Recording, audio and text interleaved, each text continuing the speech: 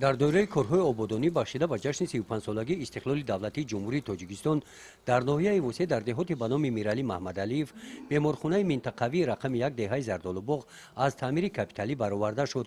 بنای این بیمارخانه از دو آشیانه عبارت بوده با مقصدی در این دهات دوردست کشور صفت خدمترسانی طبی را به حال بازم بهتر نمودن تعمیر و بازسازی گردید.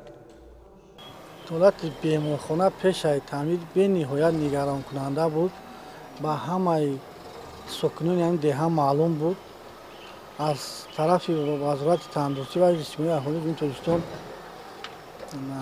مبلغ گذاری کردند. این حال تعمیر بیمارخانه 95% انجام رسیده است.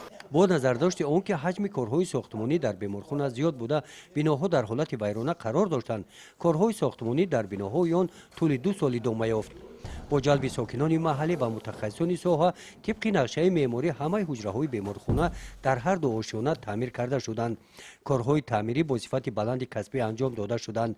حجره‌ها برای جراحی، تولدخانه و دیگر نقطه‌های خدمترسانی طبی طبق طلبات‌های ساحوی زمانوی بازسازی گردیدند. همه حجره‌ها با آب گرم و خنک تامین می‌باشند. تعمیر در سطح عالی به نهایت تعمیر خوب کردند. تعمیر زمانوی به نهایت خوب کردند. طلبات‌های معیاری استانداردی میره جوابگو میباشد.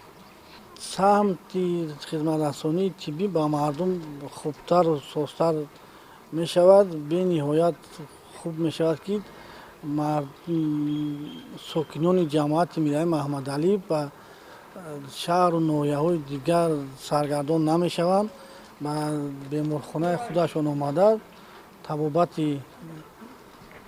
طبابت میگیرند و شش به خانه‌شان برگشته میروند. در پهلوی بینای دو آشیانه بینای یک آشیانه بیمارخانه هم از تعمیر کاپیتالی برآورده شده است.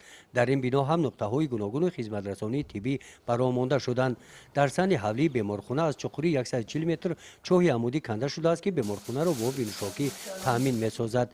در بیمارخانه منطقوی رقم 1 دهه زردآلوباغ 5 نفر طبیبان، 18 نفر کارمندان میانه طب و 6 نفر کارمندان خواجگی فعالیت می‌نمایند. طبق اطلاع رهبریت بیمارخانه قریب 95% کارهای ساختمانی اینجا به انجام رسیدند و با انجام کارهای ساختمانی حجره‌ها با تجهیزات‌های زمانوی طبی تامین می‌گردند.